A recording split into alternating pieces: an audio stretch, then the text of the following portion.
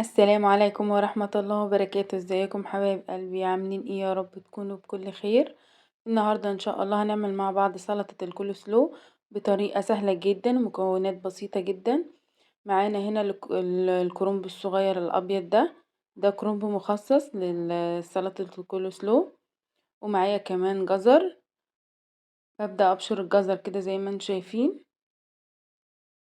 ابشره باي مبشرة. اللهم صل وسلم وبارك على سيدنا محمد. مقاديرها بسيطة جدا وسهلة، وبجد بتبقى طعمها حلو جدا، احسن كمان من الجاهزة. وكفاية ان انتي عاملاها بايديكي وضامنة نظافتها وضامنة هي عاملة ازاي ومكوناتها عاملة ازاي. كده حبايبي ببشرها معاكم كده. بسم الله الرحمن الرحيم.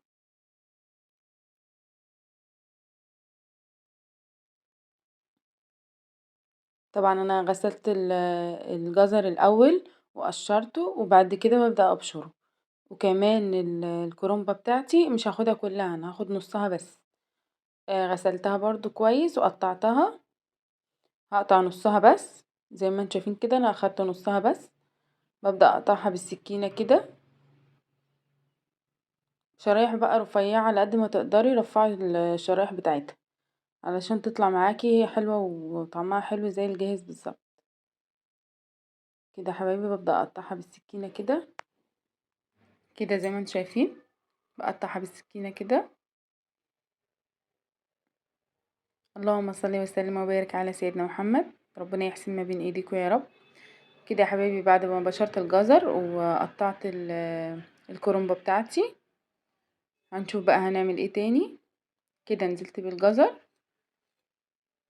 وهنزل كمان بالكرنب بتاعي اللي انا قطعته. هنجيب بقى هنشوف الاضافات اللي احنا هنعملها. هنا معايا علبتين زبادي. بسم الله الرحمن الرحيم. كده فضل العلبة التانية. ومعايا نص كوباية مايونيز.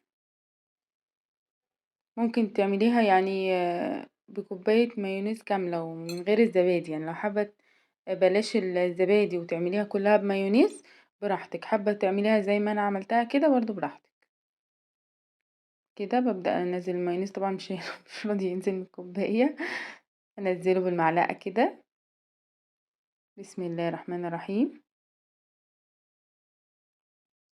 اللهم صل وسلم وبارك على سيدنا محمد.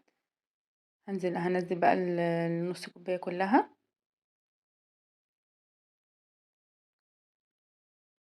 هضيف كده نص معلقة ملح، وهننزل كمان بالسكر. حط معلقتين كبار سكر.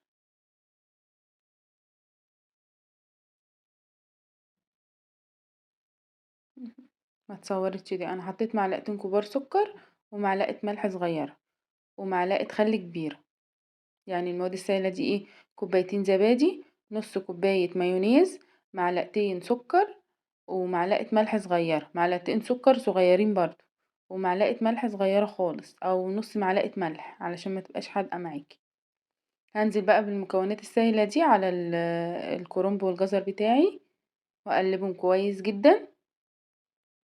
في تكة بقى انا نسيت اعملها، انتي لو عملتيها هتطلع معاكي جميلة جدا. قبل ما تضيفي المواد السائلة دي تفركي الجزر والكرنب كويس جدا.